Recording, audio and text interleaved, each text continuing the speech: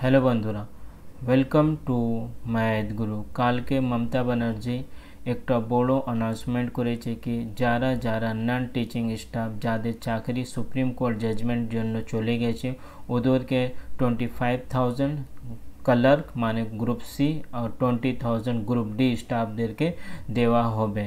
উনি যা রিজন দিয়েছে কি এদেরকে কেন এই টাকাটা দেওয়া হয়েছে উনি তো জানিয়েছে কি রাইট টু লাইভলিহুড একটা প্রভিজন আছে, সেই প্রভিজন জন্যই ওদেরকে টাকা দেওয়া হয়েছে। কারণ যাদের চাকরিটা বাতিল হয়েছে ওদের বাড়িতে অনেক এরকম মানুষ আছে যাদের ওষুধ চলছে, ওদের ইএমআই আছে, বাড়ি ইএমআই আছে, কারণ কোনো না কোনো মানে অনেক ওদের এক্সপেন্সেসটা আছে, তাই জন্য এই টাকাটা ওদেরকে দেওয়া হচ্ছে। কিন্তু আমার একটা ছোট্ট প্রশ্ন, যদি ওদের টাকা দরকার নিশ্চয়ই ওর প্যানেল মধ্যে অনেক এমনি আছে যারা জেনুইন ক্যান্ডিডেট, কিন্তু সুপ্রিম কোর্ট যখন এই জাজমেন্টটা দিয়েছিল আর এই মিসলেনিয়াস অ্যাপ্লিকেশনে যেখানে আপনার টিচারদেরকে অ্যালাউ করা হয়েছিল 31 ডিসেম্বর অবধি ওরা চাকরি করতে পারবে, কিন্তু সে নন টিচিং স্টাফরা এই চাকরিটা করতে পারবে না। উনি সুপ্রিম কোর্টে একটা স্টেটমেন্টটা ছিল, কারণটা উনি দিয়েছিল কি সব থেকে বেশি দুর্নীতি এই নন টিচিং স্টাফের রিক্রুটমেন্ট প্রসেসে হয়েছে, মানে ম্যাক্সিমাম ক্যান্ডিডেট এমনি আছে যারা টাকা দিয়ে এই চাকরিটা নিয়েছে। আমি পুরোপুরি 100%টা বলছি না, কারণ ওর মধ্যে অনেক জেনুইন ক্যান্ডিডেটটাও আছে, আর আমার পার্সোনালি আমি অনেকজনকে আমার চেনাশোনা আছে যারা জেনুইন ক্যান্ডিডেট, কিন্তু ওদেরও চাকরিটা চলে গেছে। যদি মুখ্যমন্ত্রী ওদেরকে টাকা দিলে আমাদের কোনো প্রবলেম নেই, কিন্তু আমরা যারা 2 বছর 3 বছর থেকে এই টেট পাস করে বসে আছি, বিশেষ করে যারা 2022-এ টেট পাস করে বসে আছে ওদের জন্য এই স্টেট গভর্নমেন্ট কী করছে। যারা 2016 সালে পরীক্ষা দিয়েছিল মোটামুটি 24 লাখ ক্যান্ডিডেট, তার মধ্যে তো অনেক, যদি এই দুর্নীতি না হতো তো অনেক এরকম ক্যান্ডিডেট ছিল যারা আজকে চাকরি পেয়ে যেত। তো ওদের জন্য মুখ্যমন্ত্রী কি ভেবেছে সেইটাও তো জানাতে হবে। কালকে ফিরদৌস শামীম স্যার একটা ভিডিও অন্য ইউটিউবে চ্যানেলে জানিয়েছিলেন কি যারা 2016 সালে পরীক্ষা দিয়েছিল আর যারা টেট পাস করা আছে এরকম ক্যান্ডিডেট যদি একজন যাদের চাকরিটা বাতিল হয়েছে ওর মধ্যে যদি একজনকেও টাকা স্টেট গভর্নমেন্টটা দিলে সবাইকে টাকাটা দিতে হবে। সেই ভিডিওটা আমি লাস্টে লাগিয়ে দেবো, কী কী ডকুমেন্ট লাগবে সেইটাও ফিরদৌস শামীম স্যার জানিয়ে দিয়েছে কি এমনি ক্যান্ডিডেট যারা টেট পাস না হলে 2016 সালে যারা পরীক্ষা দিয়েছে কী কী ডকুমেন্ট লাগবে টাকা নেওয়ার জন্য। কারণটা স্টেট গভর্নমেন্টটা নিশ্চয়ই আমাদেরকে কোনো দিন এরকম কোনো সাহায্য করেনি। আমাদের কি ফ্যামিলি নেই, আমাদের কি বাড়িতে কোনো প্রবলেম হয় না, রেগুলার আমরা আন্দোলনটা করছি কি নতুন ভ্যাকেন্সিটা বের করা হোক, কিন্তু স্টেট গভর্নমেন্ট কোনো দিন এই ওবিসি কেসটা নিয়ে বলছে কি ভ্যাকেন্সিটা বের করা যাবে না। এর আগে যখন ওবিসি কোনো কেসটা ছিল না সেই সময় স্টেট গভর্নমেন্ট বলেছিল কি আমাদের যখন এই পরীক্ষাটা হয়েছিল টেট পরীক্ষাটা গৌতম পাল বাবু নিজেই বলেছিলেন কি যারা টেট পাস করবে ওরা বাড়িতে বসে থাকবে না, প্রত্যেক ক্যান্ডিডেটকে 2টো করে চাকরি হবে। তারপরে যখন এই পরীক্ষাটা হয়ে গেছে টেট পরীক্ষাটা, তারপরে উনি রিসেন্টলি 1-1.5 বছর থেকে ওনার একটা স্টেটমেন্ট আসে কি টেট পরীক্ষা আর রিক্রুটমেন্ট প্রসেসে কোনো সম্পর্ক নেই। তো যদি টেট পাস করি আমরা বাড়িতে বসে থাকবো তো সেই পরীক্ষাটা দিয়ে আমাদেরকে লাভটা কী হবে? আমাদের বাড়িতে কি ফ্যামিলি নেই, আমাদেরকে টাকা দরকার নেই, আমরাও তো এই স্টেটে থাকছি, আমরা কি ওয়েস্ট বেঙ্গল থেকে অন্য রাজ্যে থাকছি। যদি এই 26,000 ক্যান্ডিডেটের মধ্যে যারা নন টিচিং স্টাফ ওদেরকে টাকা দেওয়া হোক, ওদেরকে দেওয়া হোক না দেওয়া হোক সেটা কোনো প্রবলেম নয়, যদি দিলে আমাদের কোনো অসুবিধা নেই, কিন্তু আমাদের জন্য স্টেট গভর্নমেন্ট কী ভাবছে সেটা সব থেকে বড় প্রশ্ন আছে। আমরা তো 3 বছর থেকে বেশি হয়ে গেছে যাদের 2022 টেট পাস করেছে ওরা তো কন্টিনিউ আন্দোলন করছে কি আমাদের জন্য শুধুমাত্র একটাই ছোট দাবি দিচ্ছে কি চাকরি এখানে দিতে হবে না, আপনারা শুধু অ্যাডভার্টিজমেন্টটা বের করে, সেইটাও স্টেট গভর্নমেন্ট করছে না। আর এই ওবিসি কেসটা নামে 3 বছর থেকে আমাদের 3 বছর তো বলবো না, ওবিসি কেসটা তো 1-1.5 বছর হয়েছে, মানে এই ওবিসি কেসে নামে আমাদের পুরো রিক্রুটমেন্টটা ঝুলিয়ে রাখছে।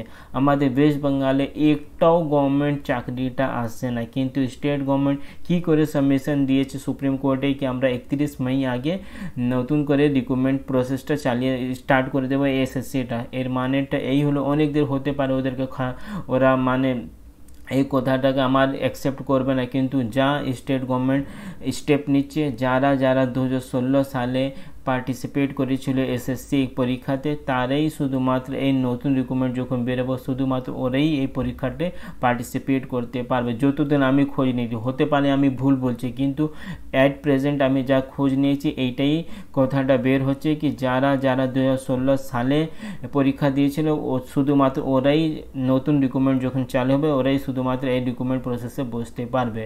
এরপরে আপনারা ফিরদৌস শামীম স্যারের ভিডিওটা দেখুন কি কি ডকুমেন্টটা লাগবে আপনার এই যা 25,000 আর 20,000 যা বেতন বলবে या রেমুনারেশন বলবে যাই বলা হোক সেই স্টেট গভর্নমেন্টকে যদি অন্য ক্যান্ডিডেটকে দিলে আমাদেরকে কী করে সেই রেমুনারেশনটা আমরা পেতে পারবো সেটা ফিরদৌস শামীম স্যার অলরেডি জানিয়ে দিয়েছে।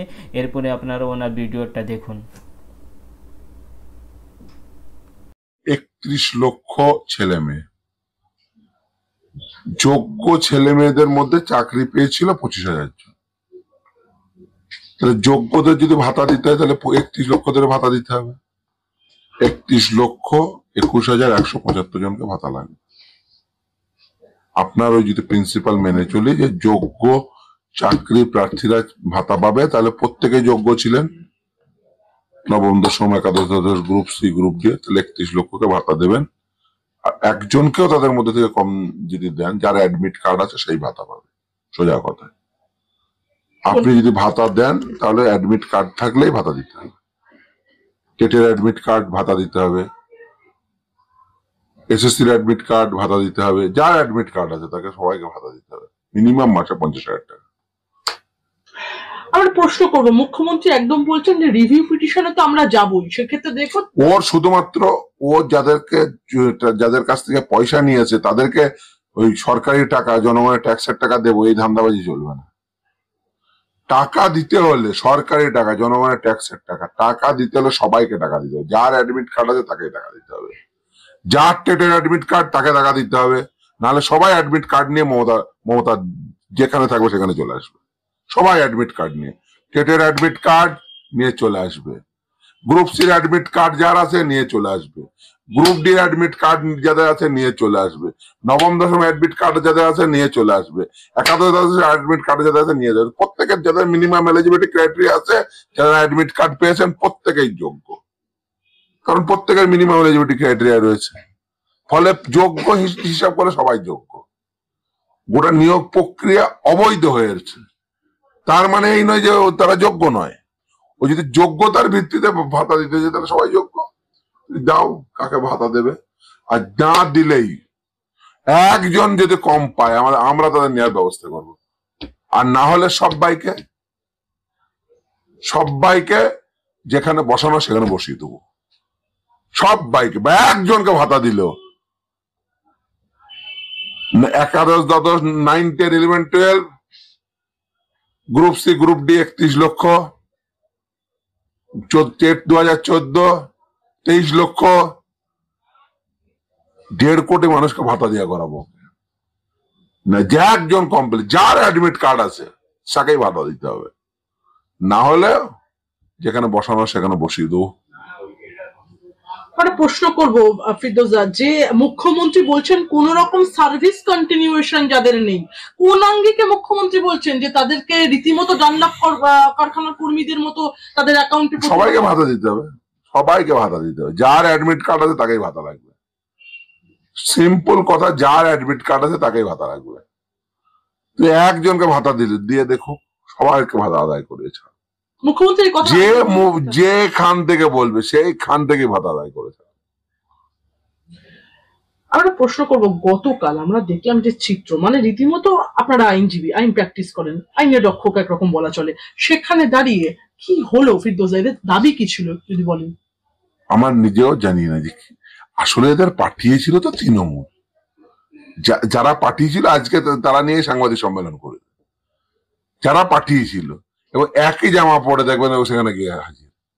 যারা বিচারপতি বিশ্বজিৎ বাসুর ছবি কালকে মারালো তারাই আজকে ওই তৃণমূলের ওই কি যেন একটা চোরটা আছে কিনা জেলখাটা আসামিরা, কি যেন নাম ওর, কুণাল ঘোষের সঙ্গে সাংবাদিক, হ্যাঁ কি নাম ওর, ওই মমতা চটি জাঁটে, হ্যাঁ আগে মমতাকে চোর বলতো এখন চটি জাঁটে, কি নাম যেন, তো ওই যাই হোক, ওই জেল খাটা আসামিটা। কিন্তু মুখ্যমন্ত্রী যেভাবে প্রতিটা সভায় জনসমক্ষে আপনাদের নাম নিচ্ছেন, তারই কি কোথাও গিয়ে একটা প্রতিফলন হলো? দেখুন, মমতা ও বেসিক্যালি বুঝেছে যে এরা টাকা আদায় করতে আসবে। আজকে যা বলেছে না, ও চোরাবালিতে ফেসেছে। আজকে যা বলেছে, এবার তো আগে শুধুমাত্র ওকে যারা টাকা দিয়েছিল তারা আদায় করতে আসতো, এবার তো যার অ্যাডমিট কার্ড আছে সে আদায় করতে আসবে। ওই চোরাবালিতে যত হাত পা ছুড়বে ও তত ডুববে। আগে শুধুমাত্র যে 20,000 বা 12,000 কি 18,000 টাকা নিয়েছিল ওরা, সে কটা আসতো। এবার এই 31 লক্ষ আসবে টাকা আদায় করতে।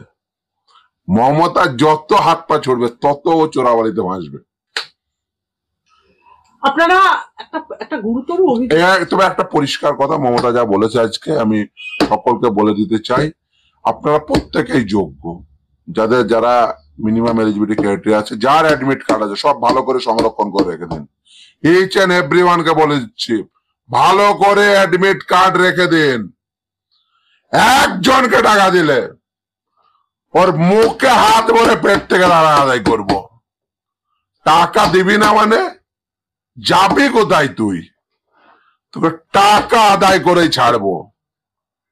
31 লক্ষের টাকা আদায় করে ছাড়বো ওকে, একজনকে দিলেও। এবং শুধুমাত্র এসএসসি না, টেটের যার অ্যাডমিট কার্ড আছে টাকা দিতে হবে তাকে, ছাড়বো তোকে।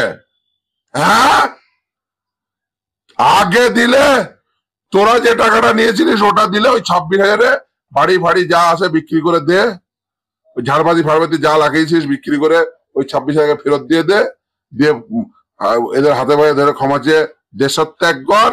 আর না হলে এই 31 লক্ষেরও টাকা আদায় করবো। আর টেটের যত জনের অ্যাডমিট কার্ড আছে প্রত্যেকের অ্যাডমিট কার্ড সংরক্ষণ করে রাখুন, একদম টাকা আদায় করে ছাড়বো। কিন্তু স্যার একটা প্রশ্ন করব, কালকে যে যারা এলেন এখানে বিক্ষোভ সংগঠিত করতে, তারা একটা অভিযোগ করেছেন যে আপনারা নাকি সুপার নিউমেরিক পোস্ট তৈরি করে এনাদের চাকরি দেওয়ার জন্য 34 লক্ষ টাকা নিয়েছিলেন এবং কেস জিতিয়েও ছিলেন। এরপর নাকি একটা ফেক ক্যান্ডিডেট দিয়ে চাকরিগুলো স্টে অর্ডার করে দেন বিচারপতির সাথে সেটিং করে, এবং বিচারপতি কবে পরবর্তী শুনানির ডেট দেবেন সেটাও বলছেন। বিকাশ রঞ্জন ভট্টাচার্য ডাইরেক্ট মদত রয়েছে, আপনাদের মদত রয়েছে, কি বলবেন? মানে আমরা সুপার নিউমেরিক পোস্ট ক্রিয়েট করার জন্য মামলা করেছি। মামলা করলে তো মামলার নথি থাকবে। তা ভাই, মামলার নথি নিয়ে আসিস, আর নথি যদি না আনতে পারিস, যা যা বলছিস এ কিন্তু আদায় করে ছাড়বো কিন্তু। হ্যাঁ, ফলে যা যা বলছিস সব নিয়ে রেখে দিচ্ছি, যত বলবি, এই ইনক্লুডিং এই চোরটারও।